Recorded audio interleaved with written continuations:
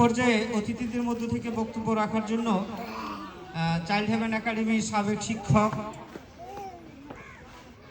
জনাব সোহেল রানাকে অনুরোধ করছি। জনাব সোহেল রানা।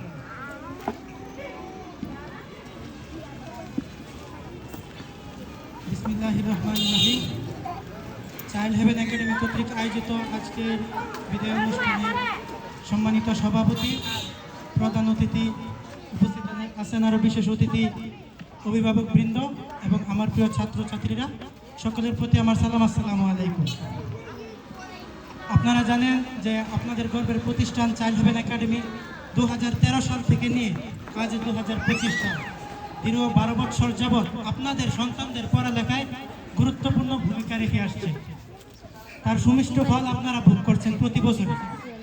আপনারা খেয়াল করলে দেখবেন যে বাসগাড়িতে আরও 4 থেকে 5টা কিন্ডারগার্টেন আছে।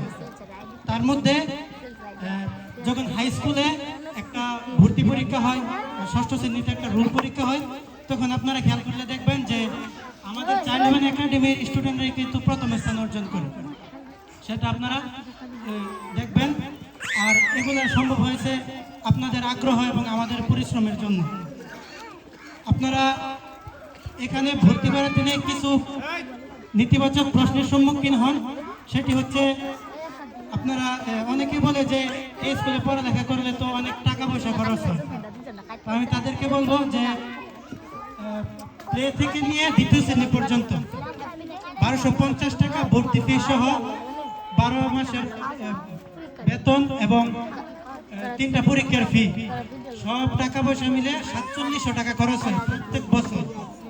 আর 3য় শ্রেণী থেকে নিয়ে 5ম শ্রেণী পর্যন্ত যেহেতু তাদের বেতনটা একটু বেশি, তাদের প্রতি খরচ হয় প্রত্যেক বছর 6300 টাকা। আপনি যদি এক বছরে আপনার সন্তানের পিছনে এই 4000, 5000, 6000 টাকা খরচ করতে না পারেন, তাহলে তো আপনারা তাদের থেকে ভালো কিছু আশা করতে পারবেন না। গ্রামের ভাষায় একটা প্রবাদ আছে যে যেমন গুড় তেমন মিষ্টি। আর আরেকটা প্রশ্নের আপনারা করেন যে অনেকেই আপনাদেরকে এসে বলবে যে এই স্কুলে পড়ালেখা হয় না। তো যারা এই সমস্ত কথা বলে তাদের সন্তানদেরকে কিন্তু এখানে পড়ায় না।